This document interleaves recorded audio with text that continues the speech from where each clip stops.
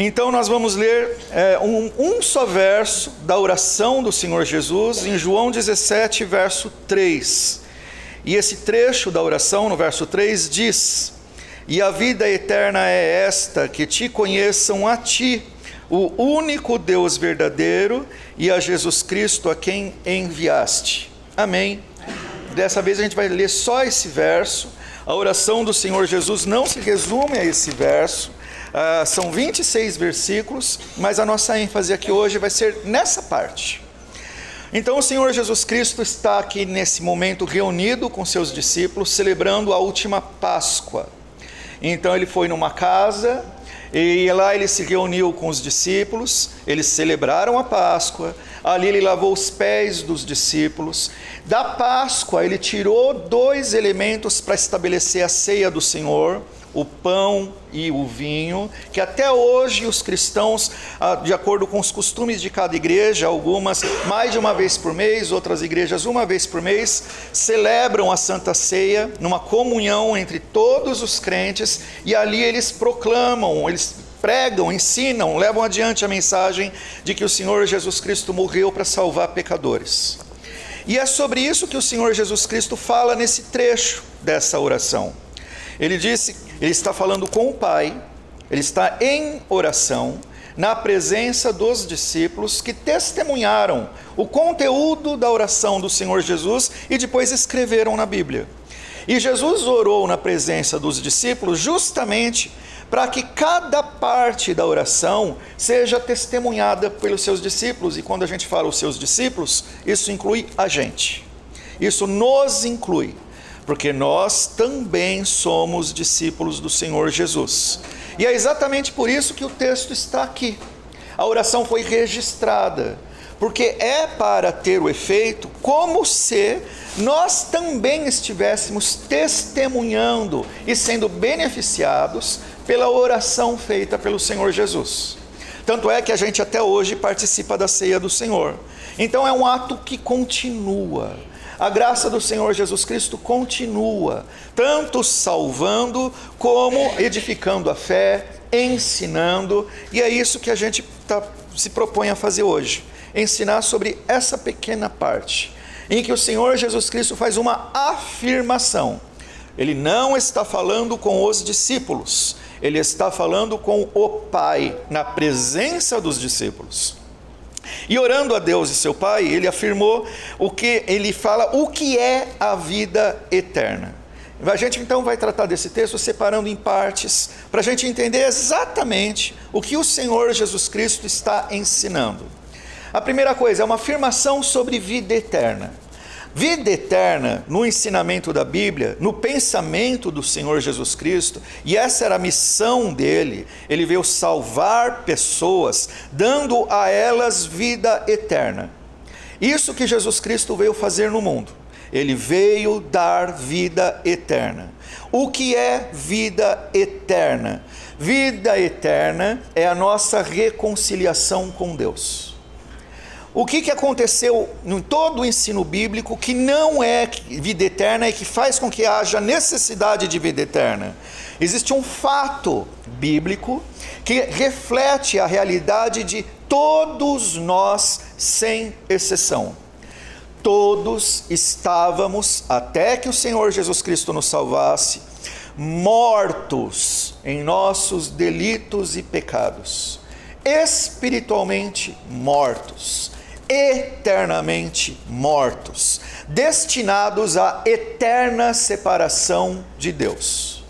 Esse é o problema que o Senhor Jesus Cristo veio resolver, o problema da nossa separação de Deus.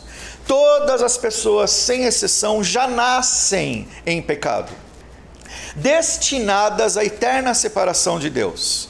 Só que da nossa perspectiva, as pessoas estão vivas.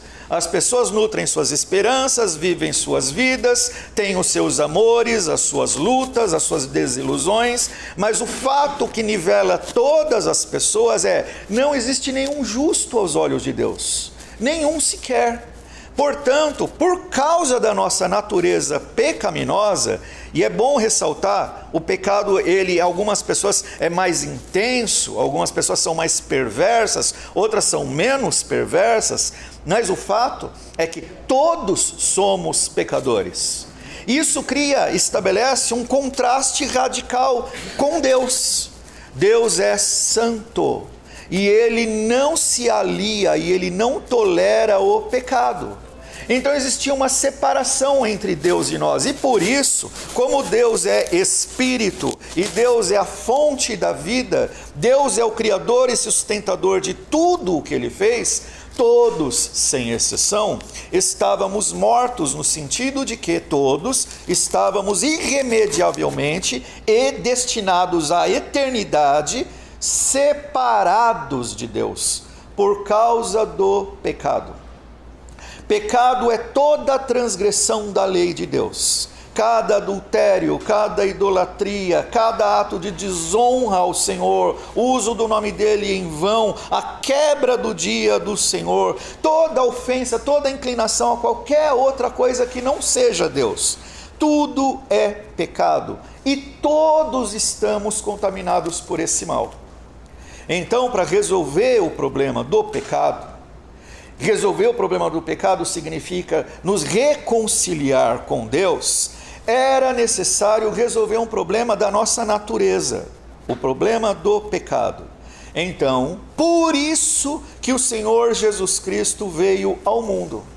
Nenhum de nós poderia fazer nada para nos salvar, porque qualquer ato de justiça que qualquer um de nós faça, qualquer um, o melhor, o que tem o maior esforço, o maior empenho, todos são maculados, manchados, deformados pelo nosso pecado.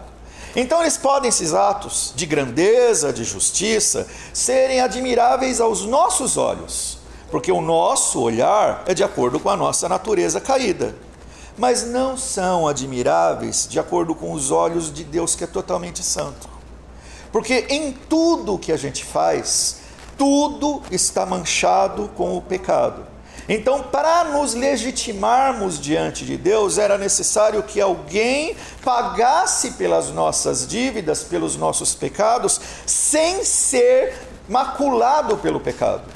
Por isso, o Senhor Jesus Cristo é o Cordeiro de Deus que tira o pecado do mundo. Ele veio ao mundo para levar sobre si a maldição do nosso pecado, pagando pelas nossas dívidas na cruz, com a sua própria morte sacrificial, a fim de que as cargas de pecado, de maldição e de culpa que eu carregava sobre mim, fossem pagas por ele, e assim eu não tenho mais dívidas diante de Deus, que é o juiz de todas as pessoas. Meus pecados foram pagos por Jesus, e isso acontece com todos aqueles que creem nele. Por crermos no Senhor, nós somos justificados pela fé. A única maneira possível de nós sermos perdoados pelos nossos pecados não está na intensidade do meu arrependimento. Está além do meu arrependimento, na fé no meu Salvador, que pagou pelos meus pecados. A fé, então, justifica pecadores. Por isso que nós somos salvos pela graça, por meio da fé. E isso não vem das nossas obras, para que ninguém se glorie. A nossa salvação vem das obras do Senhor Jesus Cristo. Então o Senhor Jesus Cristo, nessa oração sacerdotal, nesse trecho, fala que a vida eterna é vida eterna. É isso que o Senhor Jesus Cristo veio nos dar. Reconciliação com Deus. E normalmente as pessoas pensam em vida eterna em termos só para a vida depois da morte. Para depois que nós morrermos, nós vamos para onde? A vida eterna, como o nome diz, é eterna. Ela se aplica a toda eternidade, mas ela não começa na morte. Ela começa a vida eterna com a nossa reconciliação com Deus, naquele momento em que nós confiamos, cremos de todo o coração no Senhor Jesus. ali você foi salvo. Quando você creu no Senhor, você foi salvo. Jamais foi pelos seus méritos, por causa da sua decência, bondade ou justiça. Foi simplesmente porque você creu na palavra do Senhor, na pregação do seu evangelho, que fez com que você cresce em Jesus. Ali você foi reconciliado com Deus. Portanto, ali você recebeu uma vida nova, nasceu de novo, foi regenerado, recebeu uma vida que é eterna. E que nada mais pode te separar do amor de Deus. Porque você creu em Cristo e foi salvo, nem as perseguições, as lutas, a enfermidade, a angústia, a tristeza, a morte, nada poderá nos separar do amor de Deus. Porque ainda que nós tenhamos recebido a vida eterna, é fato que nosso corpo, enquanto nós vivemos aqui, ainda está sujeito às condições dessa vida. Nós estamos caminhando para a morte, ou não morreremos, se o Senhor Jesus Cristo voltar antes da nossa morte. Mas o fato é que nós ainda caminhamos numa situação de vida em que o nosso corpo ainda perece, mas nós sabemos que a vida é eterna, nem a morte nos separa do amor de Deus. Então nós ressuscitaremos no futuro, quando o Senhor Jesus Cristo voltar, para reinar com Ele por toda a eternidade, nessa vida eterna que Deus nos deu em seu Filho Jesus, num novo céu e numa nova terra. Essa é a salvação. Essa é a vida que o Senhor Jesus Cristo está falando, chamando de vida eterna. Mas como é que acontece? Em que consiste a vida eterna? O Senhor Jesus disse na oração. O que é a vida eterna? Como é que se tem a vida eterna? A vida eterna é essa, que te conheçam a ti. Ele está falando com Deus Pai, o único Deus verdadeiro, e a Jesus Cristo a quem enviaste. Na oração, o Senhor Jesus Cristo coloca como se fossem duas partes. A primeira parte, ele fala sobre o conhecimento de Deus Pai. Deus deve ser conhecido, senão não existe salvação. Se você não conhecer a Deus, você não foi salvo. Deus deve ser conhecido, e mais uma vez a gente precisa entender o que o Senhor Jesus Cristo quis dizer com os termos. No pensamento bíblico, conhecimento não é algo meramente intelectual. Não é como se você decorasse regras e você passasse a reproduzir, a dizer essas regras. Não é como fórmula de matemática. Conhecer na Bíblia é relacionar-se.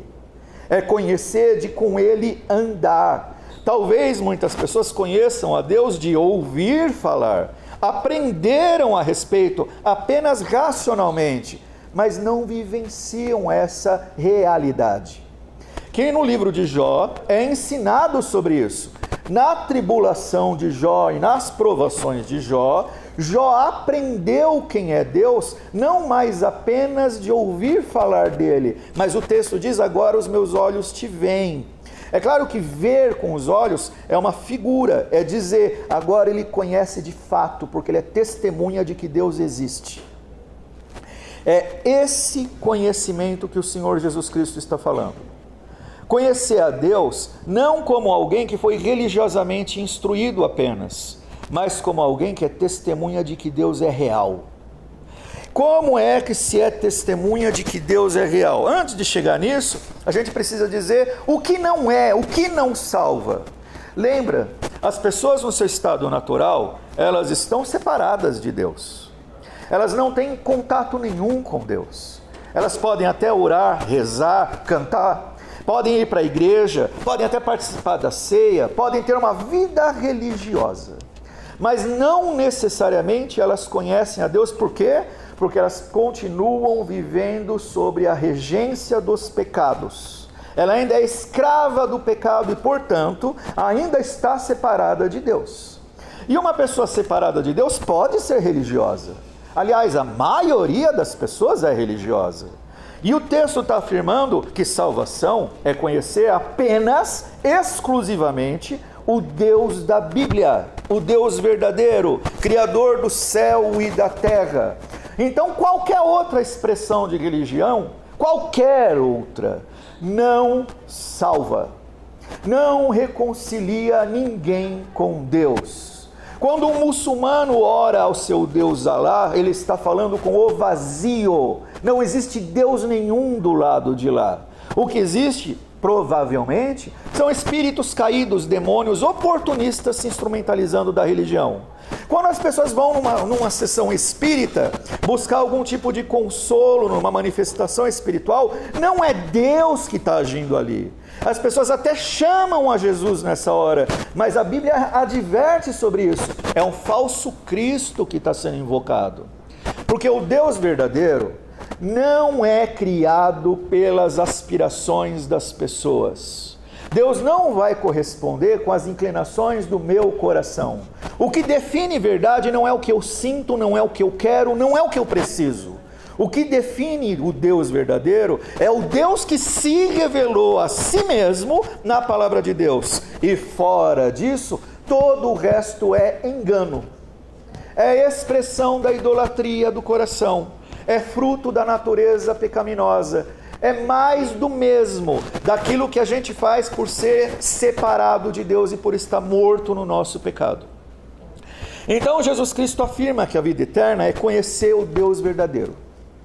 E a Jesus Cristo, a quem o Pai, a quem enviaste, Jesus veio ao mundo. E aqui a gente precisa então reforçar a doutrina bíblica sobre a missão de Jesus, a sua encarnação, o seu propósito, a morte e a ressurreição. Quem é Jesus? Olhando para o texto, a gente vê que Jesus, o nosso Senhor, tem devoção total ao seu Deus e Pai. E é assim mesmo. Enquanto estava entre nós, Jesus o tempo todo se devotava a Deus Pai. Só que quem é Jesus? Jesus é Deus Filho. Nós ensinamos o que a Bíblia ensina. A Bíblia ensina que existe um único Deus verdadeiro, que é o Criador e sustentador de todas as coisas, e que é o Salvador, o Redentor de pecadores. Só que esse único Deus verdadeiro, e isso para nossa racionalidade é um mistério insondável, ele subsiste em três pessoas. Não são três deuses, é um Deus que subsiste no mistério da Trindade. Deus Pai, a quem tudo decreta, a quem tudo ordena.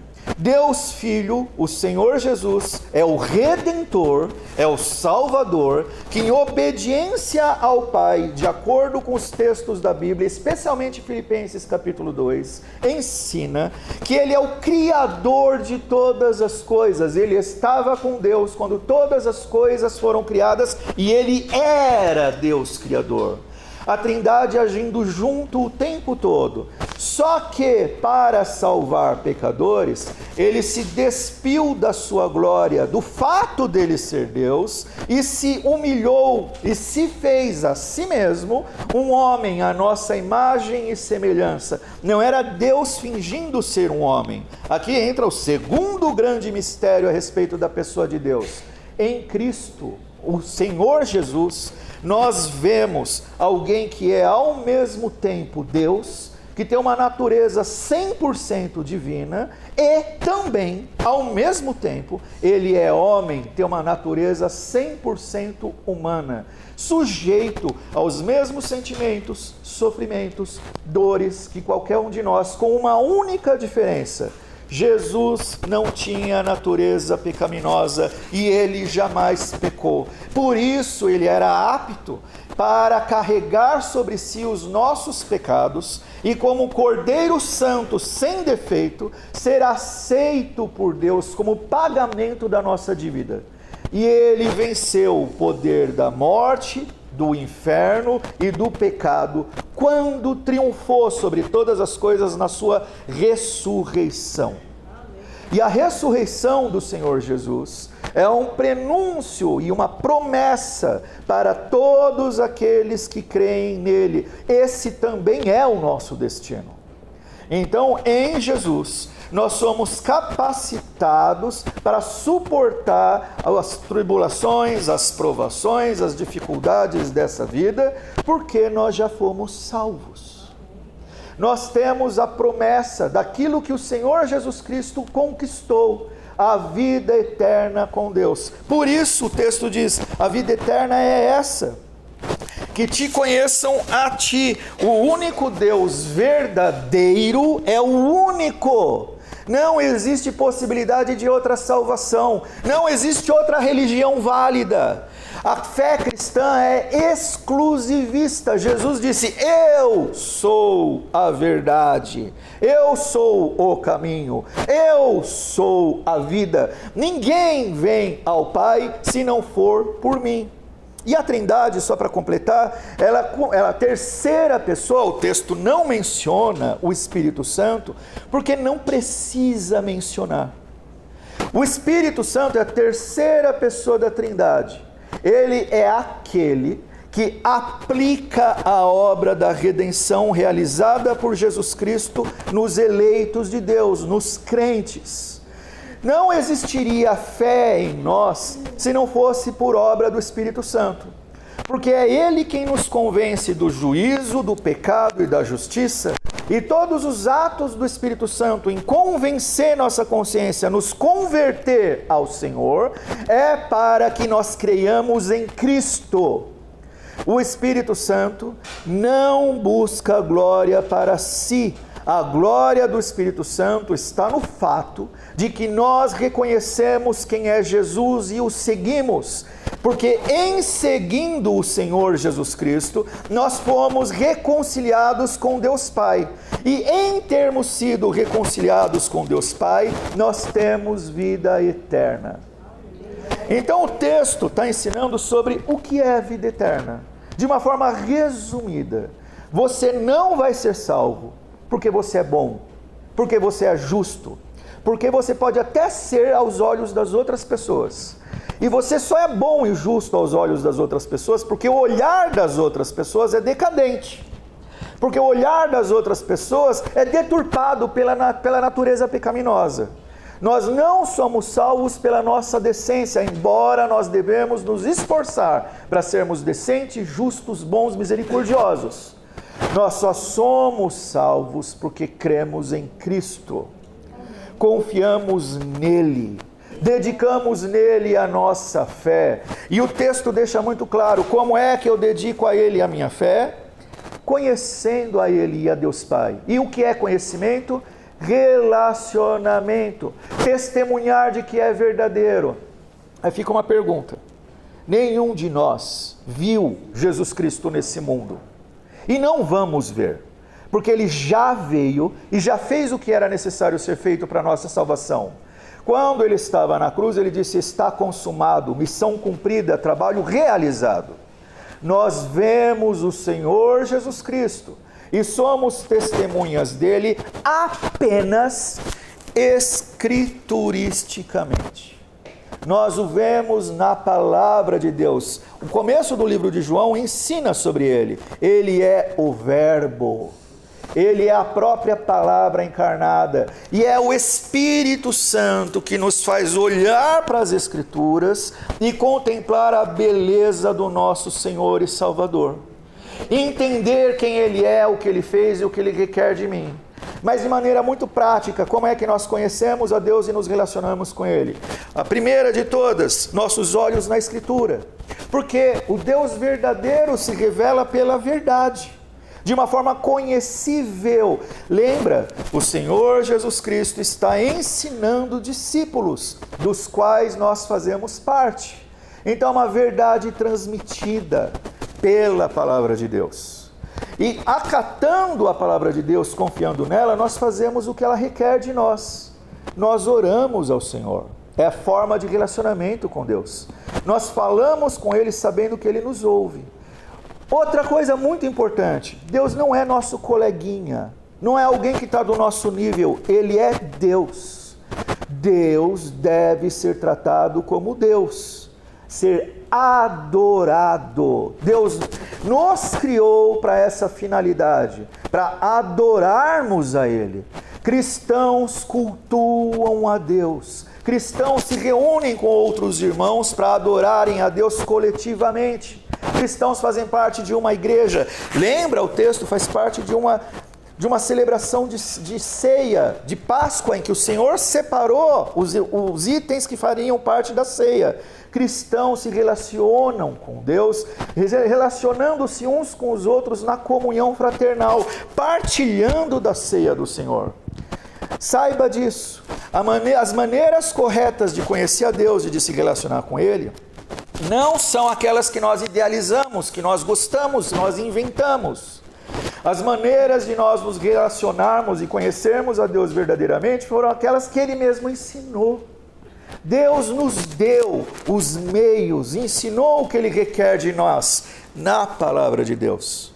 A verdadeira comunhão com Deus, o conhecimento de Deus, só acontece na nossa obediência à palavra de Deus. E eu vou terminar aqui. Eu espero que tenha sido edificante para todos, que o Senhor abençoe.